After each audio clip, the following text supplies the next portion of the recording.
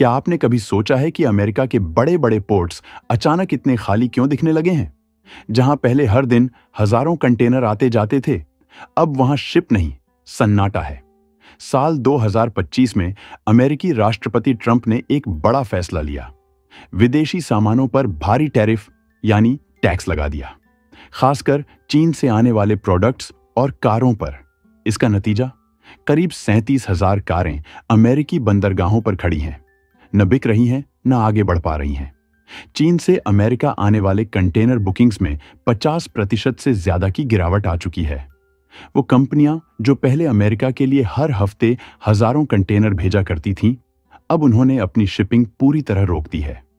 जब तक वॉशिंगटन समझ पाता, दुनिया के कई बड़े पोर्ट्स ने अमेरिका से माल मंगवाना बंद कर दिया। अब हालत यह है कि दुनिया के 7 बड़े पोर्ट्स, जिनमें चीन, जापान, दक्षिण कोरिया और यूरोप के कुछ देश शामिल हैं, अमेरिकी शिपमेंट्स को या तो रोक रहे हैं या सीधे रिजेक्ट कर दे रहे हैं। इन शिपमेंट्स में सिर्फ कारें या गैजेट्स नहीं, अनाज, mobile parts, computer chips, auto parts, electronic device, सब कुछ शामिल है। और ये सब किसी प्राकृतिक आपदा या साइबर अटैक की वजह से नहीं हुआ। ये सब एक पॉलिसी के तहत हुआ है। टैरिफ, पलटवार और ट्रेड वॉर। ये कोई टेक्निकल दिक्कत नहीं है, ये एक सोची समझी राजनीतिक चाल है जो अब एक आर्थिक जंग का रूप ले चुकी है। इसका असर अब सीधे अमेरिका की दुकानों और बाजारों में दिखने लगा है। ग्रोसरी स्टोर्स में कई आयातित आइटम्स अब गायब हो चुके हैं, जैसे कि चाइनीज नूडल्स, सॉस या पैकेज्ड स्नैक्स। इलेक्ट्रॉनिक आइटम्स महंगे हो गए हैं क्योंकि उनमें लगने वाले कंपोनेंट्स जैसे चिप्स, सर्किट बोर्ड्स अधिकतर चीन से ही आते हैं। ऑटोमोबाइल इंडस्ट्री को स्पेयर पार्ट्स की भारी किल्लत का सामना करना पड़ रहा है, जिससे रिपेयर वर्क और प्रोडक्शन दोनों धीमे पड़ चुके हैं। लेकिन यह सिर्फ व्यापार की समस्या नहीं है, यह एक चेन रिएक्शन है। चीन की फैक्ट्रियां अब अमेरिका के लिए प्रोडक्शन कम कर रही हैं। अब जो माल अमेरिका के लिए तैयार हुआ था, वो गोदामों में जमा हो गया है, बिना खरीदार के। दूसरी तरफ अमेरिका में भी हालात अच्छे नहीं हैं। ट्रक ड्राइवर्स के काम के घंटे घटा दिए गए हैं। डॉक वर्कर्स को खाली बैठना पड़ रहा है। कस्टम डिपार्टमेंट में भी काम की मात्रा घट गई है। इससे हजारों लोगों की नौकरियां खतरे में पड़ गई हैं। अभी तक के आंकड़ों के अनुसार लगभग 14 अरब डॉलर, 1,17,000 करोड़ का माल या तो रास्ते में अटका हुआ है या भेजा ही नहीं गया। और जो पहुंच गया है, वहां या तो टैक्स क्लियरेंस रुका हुआ है या कस्टमर ने लेने से इनकार कर दिया है। अमेरिका के कुछ कंटेनर जहाज बीच रास्ते से ही वापस लौट रहे हैं और कुछ अब अमेरिका आ ही नहीं रहे। लेकिन यह सिर्फ इस बात की बात नहीं है कि क्या नहीं आ रहा। अब असली मुद्दा यह है कि अमेरिका से बहुत कुछ बाहर भी नहीं भेजा जा रहा। चीन, जो पहले अमेरिका से भारी मात्रा में अनाज खरीदता था, खासकर सोयाबीन, उसने अब वो डील्स रद्द कर दी हैं। अब चीन वही सामान ब्राजील से खरीद रहा है। जो अनाज पहले कैलिफोर्निया जैसे बड़े पोर्ट्स से हजारों टन के हिसाब से बाहर भेजा जाता था, वहां अब एक भी ट्रक नहीं दिखाई दे रहा। दुनिया की कुछ सबसे बड़ी शिपिंग कंपनियां जैसे ओशन नेटवर्क एक्सप्रेस, एमएससी और कोस्टको ने अमेरिका के लिए अपनी वीकली सर्विसेज बंद कर दी हैं। हर हफ्ते करीब 25,000 कंटेनर की कैपेसिटी अब रुक चुकी है। ये रूट अब शेड्यूल से पूरी तरह हटा दिए गए हैं। शिपिंग इंडस्ट्री में इसे ब्लैंक सेलिंग्स कहा जाता है, लेकिन असल में इसका मतलब है कि अमेरिका की इकोनॉमी को धीरे धीरे रोक दिया गया है। अब हालत यह है कि एक्सपोर्टर्स के ऑर्डर गोदामों में फंसे हैं। इंपोर्टर्स को नहीं पता कि उनका सामान कब पहुंचेगा। पोर्ट्स पर क्रेन्स खाली खड़ी हैं और करोड़ों डॉलर का माल बिना मूवमेंट के पड़ा है। इसका सीधा असर अब अमेरिका के लोकल मार्केट पर दिख रहा है। इलेक्ट्रॉनिक्स महंगे हो गए हैं क्योंकि उनके पार्ट्स अब चीन से नहीं आ रहे। गाड़ियों के स्पेयर पार्ट्स की भी कमी है, जिससे मैन्युफैक्चरिंग धीमी हो गई है। घरों में इस्तेमाल होने वाले अप्लायंसेस, टूल्स और रोजमर्रा के सामान अब महंगे हो गए हैं और कम मिल रहे हैं। रिटेलर्स को नया स्टॉक नहीं मिल पा रहा और ग्राहकों को जरूरत की चीजें ढूंढने में मुश्किल हो रही है। लॉजिस्टिक्स सेक्टर भी अब इस असर को महसूस कर रहा है।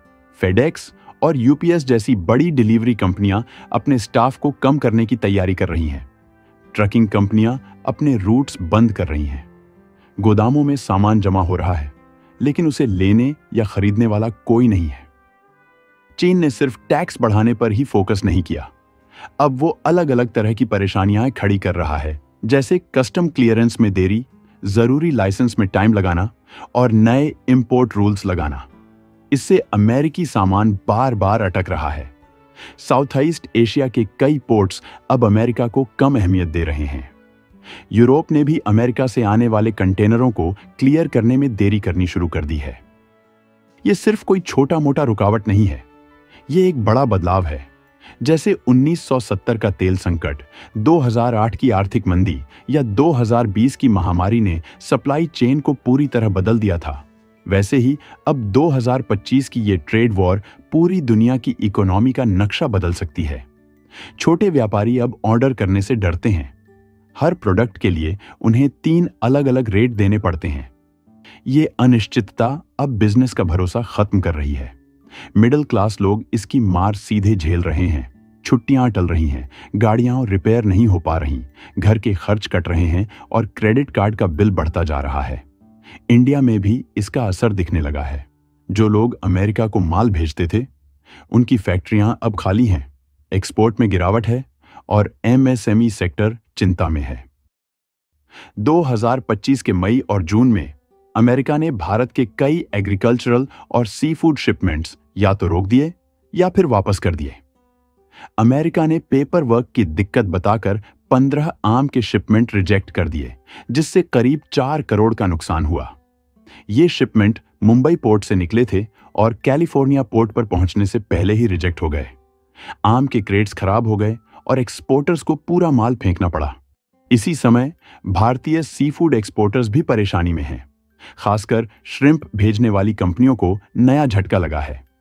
अमेरिका में टैरिफ और कस्टम डिले की वजह से करीब 2000 कंटेनर बंदरगाहों पर अटके हुए हैं और इंडियन एक्सपोर्टर्स को अब डेली नुकसान हो रहा है। इस वजह से करीब 3 लाख से ज्यादा मछुआरों और प्रोसेसिंग फैक्ट्री के वर्कर्स पर इसका असर पड़ा है। गोल्ड, स्टील और एल्यूमिनियम पर अब इतना टैक्स लग गया है कि कंपनियों ने अमेरिका को माल भेजना कम कर दिया है।